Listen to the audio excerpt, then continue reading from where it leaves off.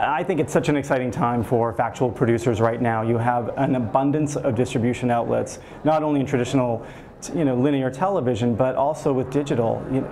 We have launched 14 channels in the last year and a half. So many more opportunities.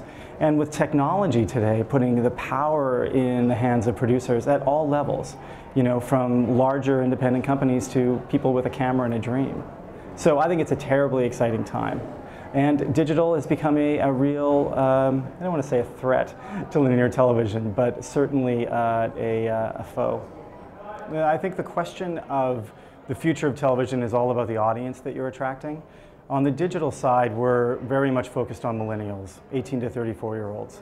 So it's not a question about, there's a lot of talk around cord cutters, certainly in North America. It's the cord nevers.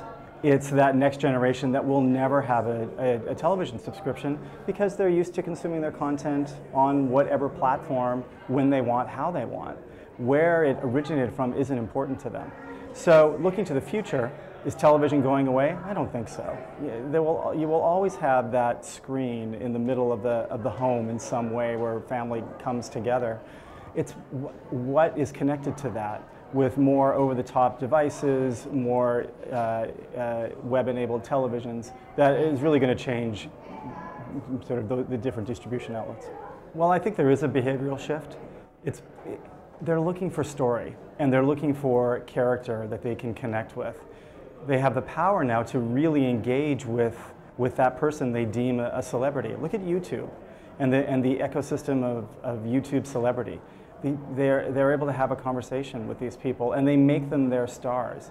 This is a generation that live and breathe on selfies, and they're very much a selfie brand in everything they do. So why are they going to rely on a television network to program a schedule for them at 8, 9, and 10 p.m.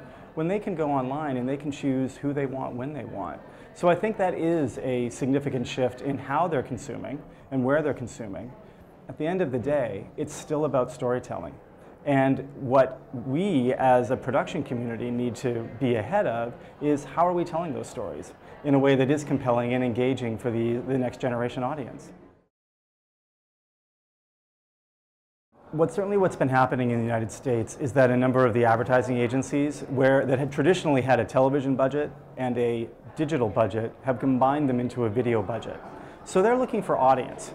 And they want premium audience that really hit their specific demographic they're targeting. On our digital channels, we deliver that premium 18 to 34 audience, which is generally much younger than any of the linear television networks out there.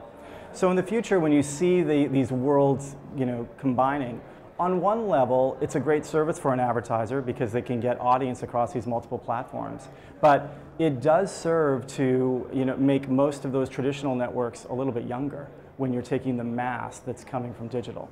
I'm excited to be back at MIPCOM this year, in the capacity of heading up these digital channels. For years I've been here, certainly on the broadcast side and as a producer. So now's the chance to speak to a lot of traditional producers about the world of digital, to bring their storytelling expertise to this platform. It's also to look for new formats that both in scripted and non-scripted that could be adapted and make sense to our digital audience. I think one of the biggest trends is the redefinition of celebrity. When the days of a television star, coming into people's homes, or a reality star. You now look at YouTube. YouTube are the new reality stars.